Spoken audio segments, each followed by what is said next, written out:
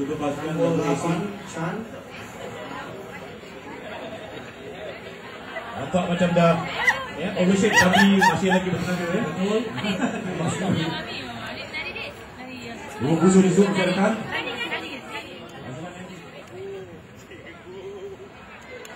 Dia Bagi bersih bola. Dia begitu confident ya. Cuma Denny Slumber saja. Oh, sudah tenang bola. Ya, satu leceh yang sungguh dahsyat X Factor. Oh dia. Jadi tengah sekali. Berhormat Menteri Besar Perak kita turun padang habis mampu ya ti. Dan beri tepuk pada Dato' Hashim Izzal. Api Barisan Nasional. Dato' Hashim Izzal where are you? Woi dah masuk pun. Woi. Tanding. Ora. Oh ya Abang Azhar. Chan. Tarik kepada Abang Azhar. Betul negara. Sekali bahaya sekali. Azizul sekali kuasa merah sekarang. Nampak kali 28. Rumah betul. Gol pertama.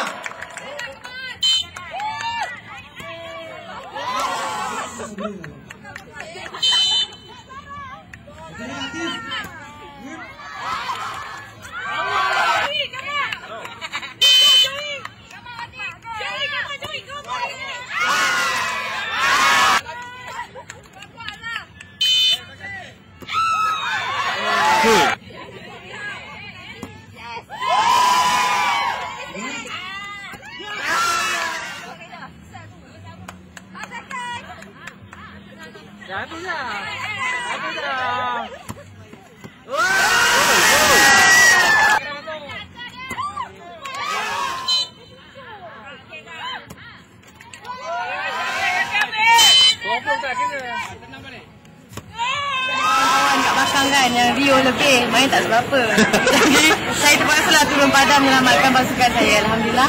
Saya rasa sebab kita punya pasukan menang sebab seluar saya kot. Sebab saya seorang dia pakai seluar merah kat situ. Jadi fokus orang lari sikit lah. Lepas sangat. Ke mesti baby ada ajar siapa tu? Ada beritahu. Sebenarnya adalah sikit semangat daripada suami saya. Menang lah. Jadi kira hebat ke tidak ni?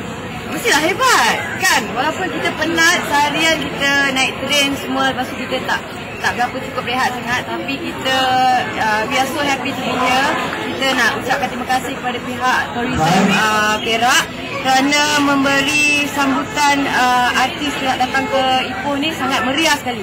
Kita rasa sangat teruja dan kita tak sabar-sabar untuk menantikan event ni pada malam ni lah. Tengok ni, visit Perak ya, yeah, okay? Marilah beramai-ramai datang ke Perak. Ya? Yeah? Thank you. Okay. Mula lah. Tu dia. Itu dia. Dirampas. Raja Azhar. Ada yang aman terhormat. Sari. Yang aman terhormat. Sari Alan Gowan. Tidak. Dia Alan Gowan. Chan. Ya, 12.